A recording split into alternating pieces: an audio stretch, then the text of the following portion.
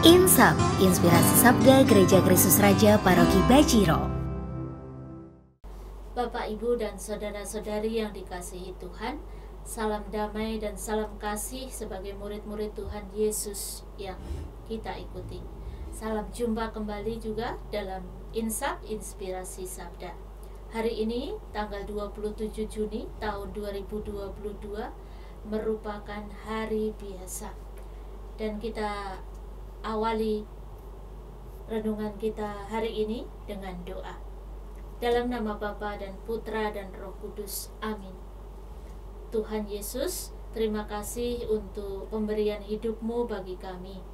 Terima kasih juga untuk panggilan yang telah Engkau berikan kepada kami untuk mengikuti-Mu dan semakin menjadi murid-murid-Mu yang sejati. Kami mohon, bukalah hati kami agar kami semakin dapat memahami dan melaksanakan rencana-Mu dalam hidup kami, sehingga kerajaan-Mu semakin boleh tercipta di dunia ini. Kami mohon dengan perantaraan Yesus Kristus, Tuhan dan Juru Selamat kami. Amin. Pembacaan dari Injil Matius bab 8 ayat 18 sampai dengan 22. Ketika Yesus melihat orang banyak mengelilinginya, Ia menyuruh bertolak ke seberang. Lalu datanglah seorang ahli Taurat dan berkata kepadanya, "Guru, aku akan mengikuti engkau kemana saja engkau pergi." Yesus berkata kepadanya, "Serigala mempunyai liang dan burung mempunyai sarang, tetapi Anak Manusia tidak mempunyai tempat untuk meletakkan kepalanya." Seorang lain, yaitu salah seorang muridnya, berkata kepadanya, "Tuhan, izinkanlah aku pergi dahulu menguburkan ayahku." Tetapi Yesus berkata kepadanya, "Ikutlah aku dan biarlah orang-orang mati menguburkan orang-orang mati mereka." Demikianlah Injil Tuhan. Terpujilah Kristus. Bapak, Ibu, dan saudara-saudari yang dikasihi Tuhan, hari ini Yesus kembali lagi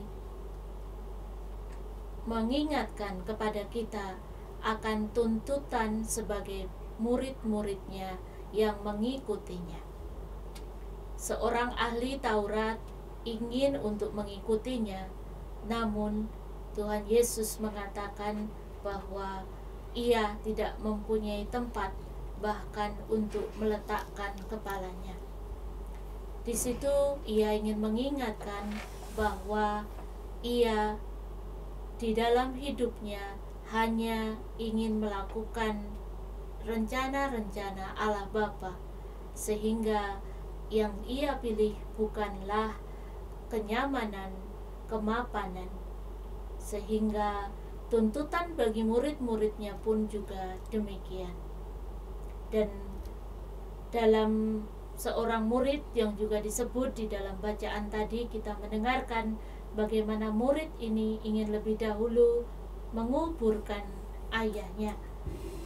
Di dalam kisah yang ada, sebenarnya murid ini sedang mengalami kesulitan untuk mengikuti Yesus, sehingga kemudian dia lebih memilih untuk keluar dari apa yang sudah direncanakan sebelumnya.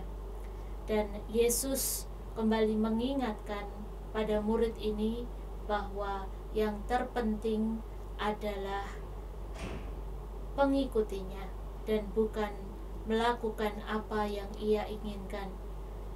Yesus membutuhkan murid ini untuk kembali berjalan dengannya.